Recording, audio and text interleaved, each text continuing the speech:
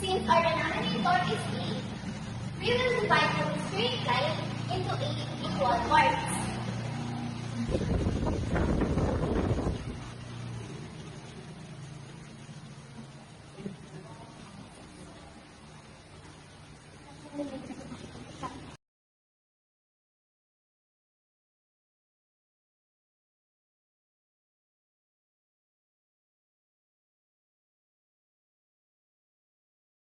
Each of these lines is equivalent into 1/8.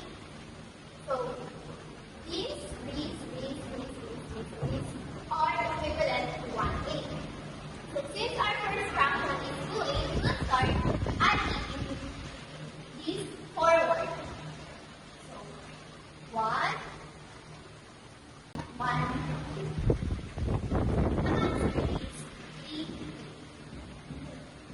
another example is 4/8 plus 8/8.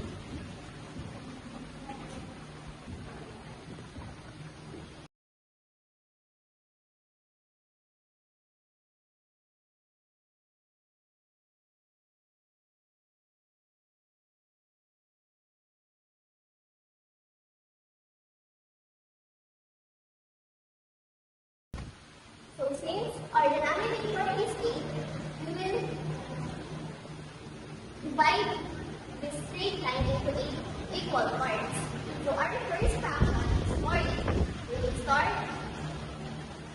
in 4/8, then we will go forward to add.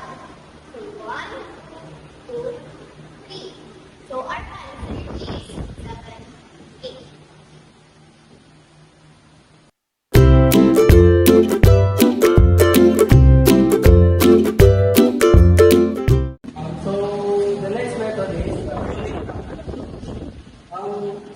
We will do this with the same denominator lang. So, ito siya. So, this is the first example, which is 3/4 plus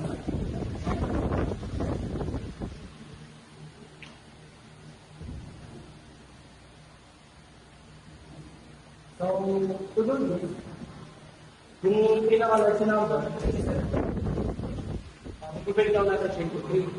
And lahat siya, same numerator, which is 1. So, 1/4 plus 1/4 plus copy natin yung second fraction, which is same lang siya, 1/4. So, add natin ito, kasi add natin ito. And then we will get 4. Next, copy lang natin yung denominator ng whole fraction. So we got same numerator and denominator. So we got answer natin. So we have 1. Next example. So next example naman is 2. Okay.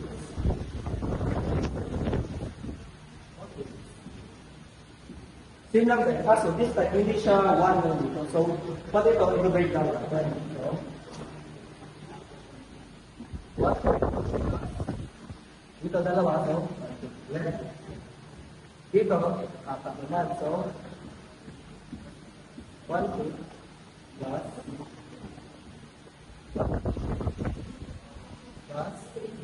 1/8 and 1/8 ulit. 1/8. Yan, tama na. So, i-add mo lahat. 1. So, then, 6 over 5. So, yung proper factor siya. So, gagawin natin, ilan yung makukuha ang 5 natin sa isa? 6. Bawal. Tapos, plus, tapos minus, ayan, bawal. Okay? Copy natin yung denominator. And, agad na tayo yan.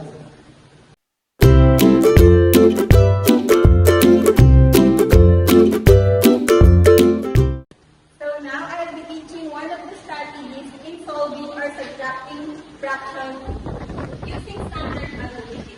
Example.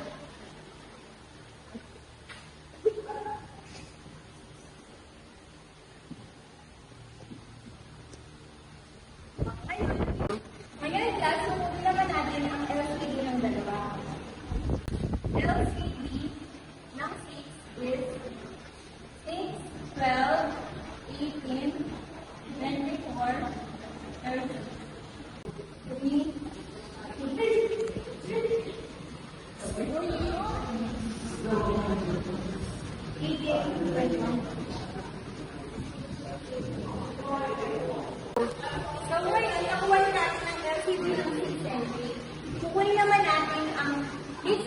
multiple nila. So, pinakamababa na number na pares sila is ang 6. So, ngayon, nakuha natin yung LCD ng 6 and 3. So, ang pinakamababa na pares silang dalawa ay 6. So, ngayon, yun naman ang ating lalagay na denominator. Sino sila ng denominator? Kunin naman natin ang kanilang numerator. So, ngayon, yung simple na number na pwede i-divide to 6. So, ang pwede i-divide sa 3, na pwede mag-answer niya is 6, is 3 times 2 equals 6. So, ngayon, nakakitulad ko sa kanan is times 20. So, ngayon, 3 times 2 is 6, and 1 times 2 is 2. Next naman dito is, isip na ng 6 na pwede i-divide to 6 is 1 times 1. Kaya magiging 6 times 1 is 6. So, kapit mo lang ulit 5 times 1 magiging 5 times 1 is equal to 5. So, ipa-minus na natin sila. 5 minus 2 is equal to 3 over 6. So, yung 3 over 6 is pwede pa siyang i-lowest din kasi pwede pang i-divide yung 3 and 6 sa 3. So, 3 divided by 3 is equal to 1 over 2. Answer is 1 half.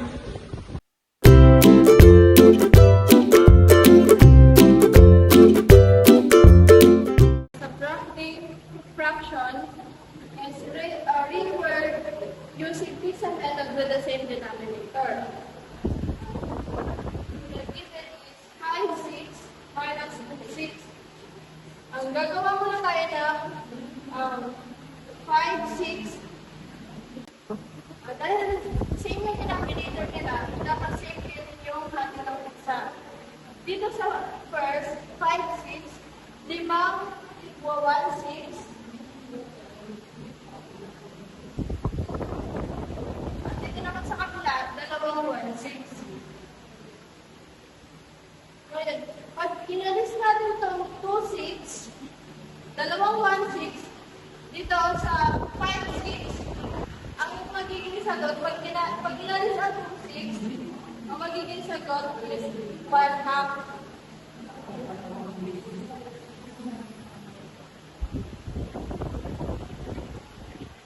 This is, pwede natin siya i-lowest term by 3. Divide natin siya ng 3. Sagot is 1 half.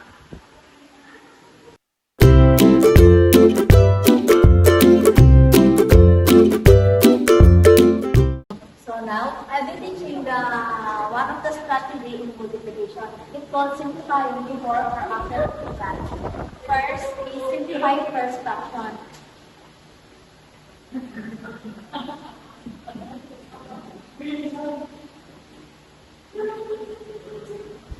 Second is simplify minus the second.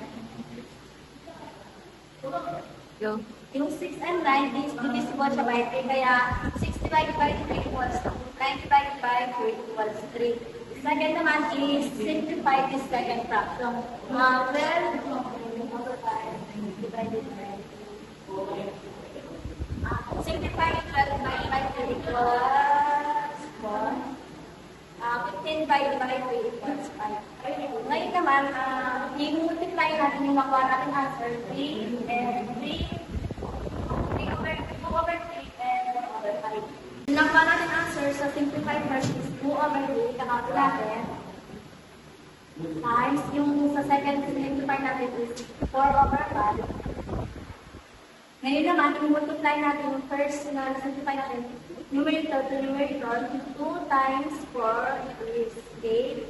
Ngayon naman sa denominator is 3 times 5 is 15. Dahil hindi na siya pwede i-simplify, ito na yung final answer natin.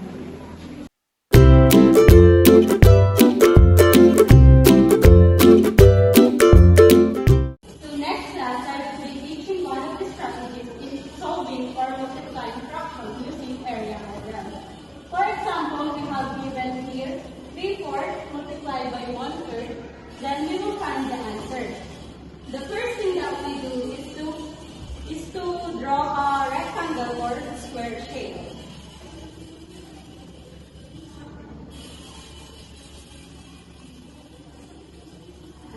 Then we will focus first on the first given, which is 3/4. Since the denominator is 4, we will count the square to the 4 vertical lines.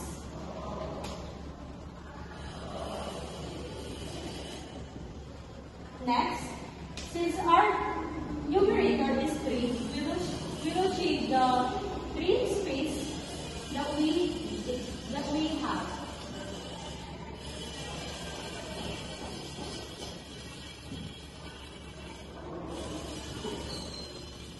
Next, the next given is 1/3. Since the denominator is 3, we will cut again the square into 3 horizontal lines. Since 1 is our numerator, we will shade again the first space to represent 3 by 1/3. Now we will count the overlapping boxes or square to represent our denominator or numerator, I mean. Then we will count all the box that we have in the square to represent our denominator. So the answer is 3/12.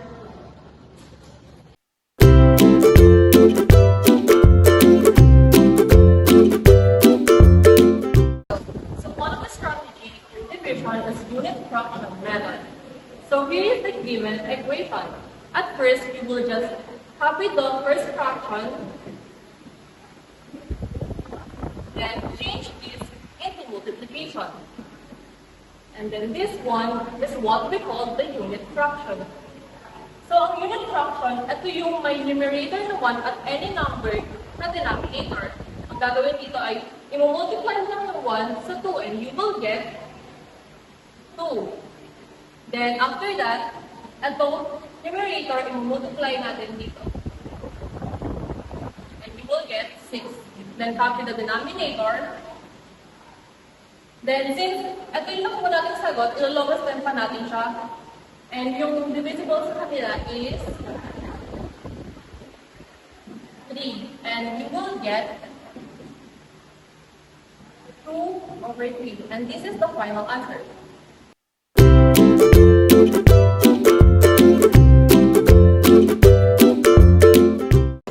To get the numerator, we need to change the operation from division to multiplication. Then, multiply 1 and 9, which is equal to 9. Then, 7 multiplied by 1 is equal to 7. Dahil yung proper fraction siya, kailangan natin i-divide yung 7 from 9. 9 divided by 7 is equal to 1. 1 times 7 equals 7. Then, dahil yung 9 ay mayroon siyang sub 7, gagawin natin ito ay whole number. Then, yung natira is siya yung magiging numerator. Then, 7 ay yung denominator.